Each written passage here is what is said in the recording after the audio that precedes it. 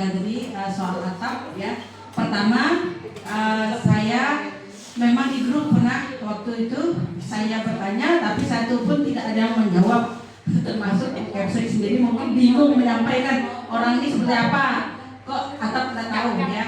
Itu yang saya itu kan kalau penyusunan pakai atap kemarin, ternyata kenapa ini tidak bisa lagi? Ternyata atap itu ATAP. Jadi saya analisis satu-satu. Kemudian tadi malam puji Tuhan, saya isinya cuma melampirkan foto saya, itu yang kekurangannya. Jadi ada ilmu baru lagi yang saya dapat, dan terima kasih Bu Capsek sudah berbagi ilmunya. Jadi ini salah satu bagaimana kita menentukan awal dan akhir tindakan yang akan kita tulis itu. Oke, terima kasih. Mohon izin Bu ya, bisa langsung ya. Sebentar Bu Sel, ke atas. Maju bersama dalam meningkatkan kosakata pada anak tunarungu di sekolah dan di rumah. Ya, kita berkaitan di sini adalah berkaitan dengan anak tunarungu.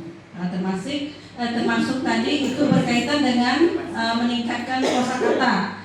Ya, termasuk Bu siapa namanya dari Bu Siska dengan Bu Desi, itu salah satu upaya untuk meningkatkan kosakata, di mana kesulitan menyampaikan materi.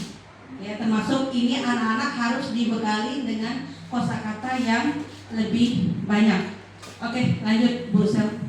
Oke, jadi di sini awal komunikasi merupakan kebutuhan mendasar ya bagi semua orang. Berkomunikasi tentu sangat mudah dilakukan ya oleh sekelompok orang yang tidak memiliki gangguan. Namun akan menjadi tidak mudah jika komunikasi dilakukan pada orang yang mengalami gangguan komunikasi seperti pada anak tunarungu. Keadaan tersebut akan membuat proses komunikasi berjalan tidak efektif sehingga kebutuhan bersosialisasi menjadi terhambat. Oke, itu awalnya. Lanjut Sil. Di sini menurut Hairudin ya, itu adalah kehilangan kemampuan mendengar pada anak tunarungu baik sebagian atau seluruhnya membawa dampak dalam kehidupan secara kompleks. Itu yang dialami oleh anak tunarungu. Kemudian anak tunarungu juga akan mengalami hambatan terutama dalam perolehan bahasa dan bicara yang digunakan untuk berkomunikasi dengan orang lain.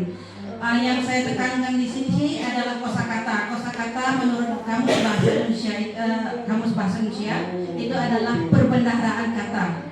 Jadi sedikit demi sedikit anak itu harus mempunyai perbendaharaan kata, ya, supaya anak bisa menyusun kata, menyusun kalimat, ya, itu.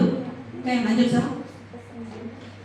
Kemudian hal tersebut berdampak pada sulitnya anak tunarungu dalam pemahaman bacaan materi pelajaran karena miskin bahasa atau kosakata.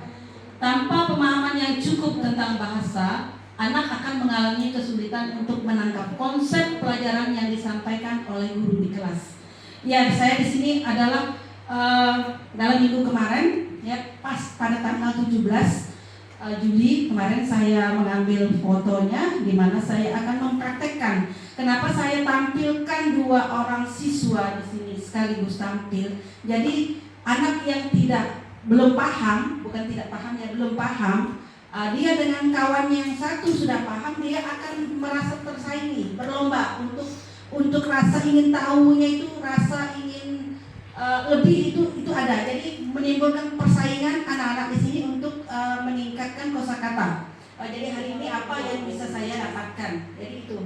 Misalnya di sini kemarin berhitung. Jadi kalau sahid dulu itu di kelas-kelas bawah itu dia jarang masuk karena jarak tempuh orang tua dengan harap maklum juga ekonomi itu mempengaruhi orang tua. Kita tidak tahu apakah mampu untuk mengantar tiap hari atau tidak. Kemudian kalau Aurora dulu ya termasuk di kelas 40 juga saya harus mengulang lagi dari nol.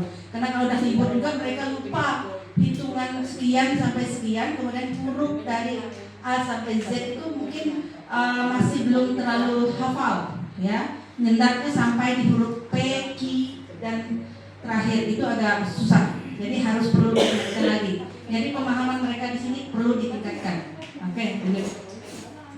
Kemudian tantangannya dasar dan tujuan pendidikan tunarungu itu sama dengan dasar dan tujuan pendidikan bagi peserta didik normal. Selain tujuan pendidikan umum, pendidikan peserta didik tunarungu juga mempunyai tujuan pendidikan khusus. Oke, jadi di sini tujuannya, ya lanjut ke bawah. Hal ini disebabkan karena peserta didik tunarungu mempunyai karakteristik khusus yang berbeda dengan peserta didik normal pada umumnya, di mana tujuan pendidikan khusus itu untuk peserta didik tunarungu yaitu menambah kesadaran peserta didik dalam mengenal lingkungan alamiah dan lingkungan sosial. Oke, lanjut.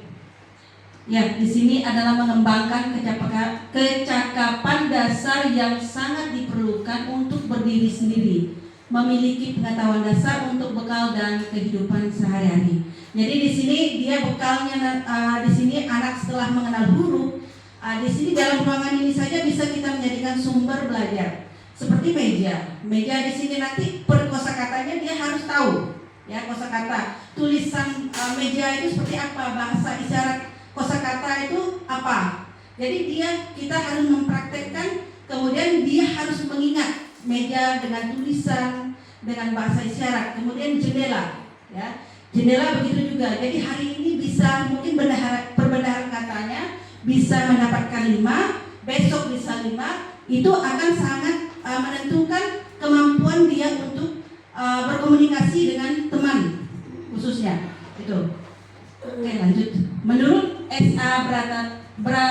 Bratanata, tujuan pendidikan khusus bagi siswa tunarungu tentang pengembangan kecakapan dasar dan memiliki pengetahuan dasar untuk bekal hidup sehari-hari antara lain. Next. Ya, yang pertama menanamkan dan memperbesar kepercayaan pada diri sendiri. Ya, di sini anak-anak yang sudah lancar membaca, ya di sini dia akan asik berbicara. Kita bisa melihat secara umum ya, anak yang belum sekolah dengan anak yang setelah sekolah mendapatkan pendidikan di sekolah, khususnya anak tunarungu yang sekolah di SLB, dia akan lancar berbicaranya. Mungkin Bu Vera sendiri pernah mengalami, kita biasa dari sekolah bisa dipanggil ya untuk menangani suatu kasus, biasanya itu di situ kita menemukan kendala anak yang sudah pernah sekolah atau belum. Jadi komunikasinya di situ sangat menentukan. Itu. Jadi memperbesar kepercayaan pada diri sendiri. Kalau dia sudah lancar membaca, sudah mengenal huruf, dia lancar untuk berbicara dengan rekan sesama tunarungu. Kemudian mengembangkan kebiasaan yang baik, misalnya pada bidang kesehatan. Ya, anak-anak tunarungu juga walaupun dia tidak bisa berbicara, tapi menggunakan bahasa isyarat, ya dia tahu kita harus memberikan tahu itu kotor, itu bersih. Ya, biasa kalau kawannya makan di kelas kemarin hari Jumat, karena ada kawannya yang tidak cuci tangan, jadi kawan yang satu yang itu kalau tidak cuci tangan, dia bilang ada cacing, nanti cacing di dalam perut. Jadi di situ mereka mengenalkan kebiasaan pada bidang kesehatan, kemudian kebersihan dan keamanan diri. Ya. Kemudian mengembangkan kecakapan bahasa. Ya. Kecakapan bahasa ini dengan salah satu modalnya tadi yaitu menguasai kosakata. Mungkin hari ini bisa 5, besok bisa 5, dikalikan dalam 1 tahun itu sangat luar biasa jika anak-anak ini sangat memperhatikan. Ya, kalau kita di sekolah saya sudah menerapkan ya, termasuk kemarin CB Bisindo dengan sekarang itu ada si bintang ya. Jadi mereka di situ praktekkan gambar dengan gerakan. Jadi mereka itu senang. Ya. Tapi kembali lagi kalau sudah di rumah, sudah pegang HP, udah lain lagi kalau tidak didampingi oleh orang tua. Kemudian berikutnya mengembangkan kecakapan primer dalam berhitung. Ya. Di sini kecakapan primer di sini dalam yaitu salah satu perkembangan pokok ya. Jadi dia harus tahu dulu dalam berhitung. Berhitung di sini bukan hanya 1 sampai 100, tetapi dia juga harus mengenal uang. Dari uang 1000 dan seterusnya. Jadi kalau dia belanja, kalau ada tulisan di toko atau di warung atau di mana kaki 5 ada tulisan ini berapa ribu, mereka tahu uang. Misalnya di sini uangnya 10.000, dia belanja barang 3.000, dia tahu kembali. Jadi itu adalah salah satu kecakapan primer ya dalam berhitung. Kemudian mengembangkan cara berpikir yang baik ya. Di sini dengan menguasai kosakata, anak-anak bisa menyusun ya. Kemudian tahu itu baik atau tidak untuk dia bicarakan atau dia sampaikan kepada orang lain. Kemudian melatih siswa dalam menyesuaikan diri dengan lingkungannya. Ya, itu jadi kalau di sekolah termasuk kita baru mendapatkan siswa baru ya di sini. Anak-anak yang baru masuk seperti Safa ya, itu termasuk awalnya bingung dan tidak bersosialisasi dengan kawan, tapi beberapa hari dia mampu untuk bersosialisasi. Kemudian begitu juga yang anak tunarungu. Kemudian dan mengembangkan bakat-bakat yang ada pada tiap-tiap individu peserta didik. Oke, lanjut Sal.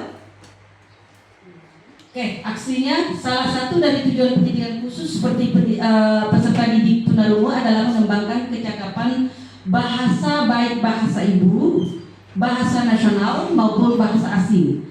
Dalam mata pelajaran bahasa Indonesia disajikan kepada peserta didik SLB agar mereka menyadari dan mengetahui bahasa Indonesia harus diterapkan secara baik dan benar seperti yang sudah dikenal.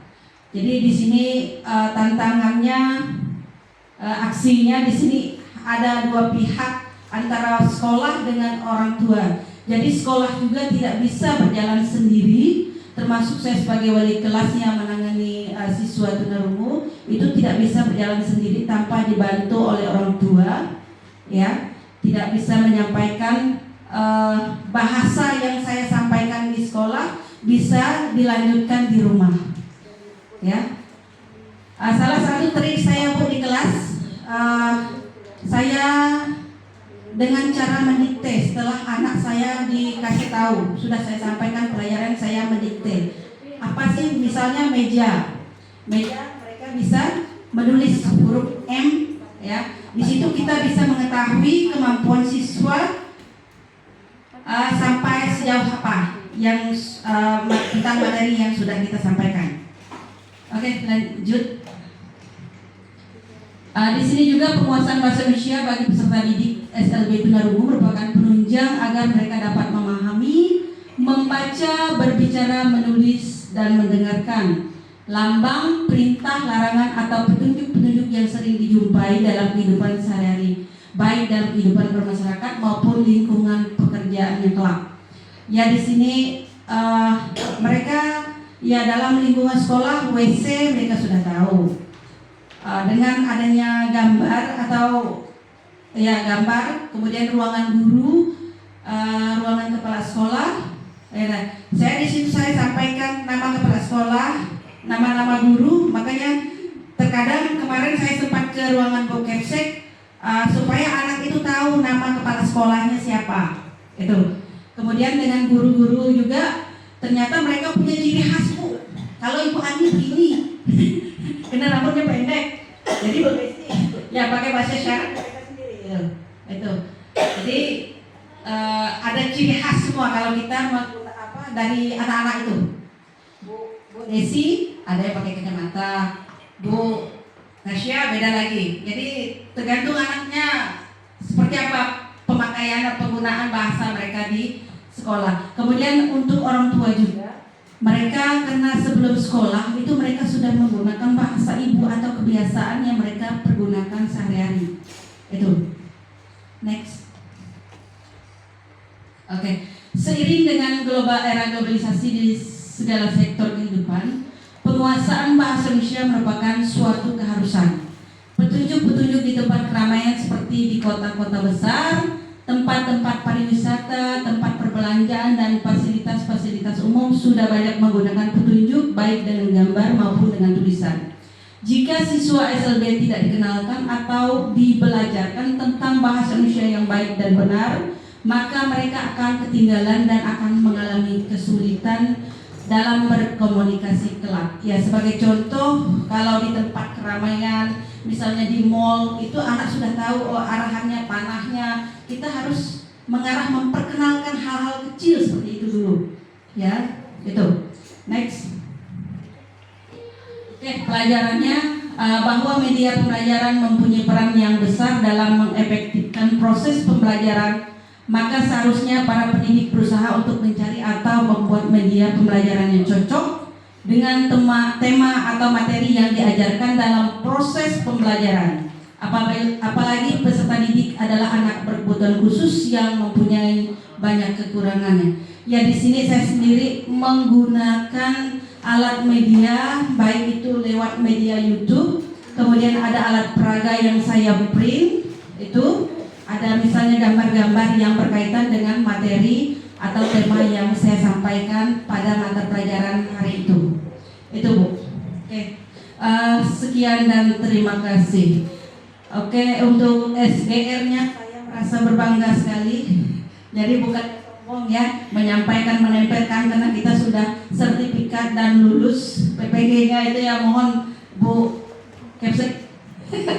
Jadi itu salah satu kebanggaan juga selama upaya dan jerih payah yang saya peroleh.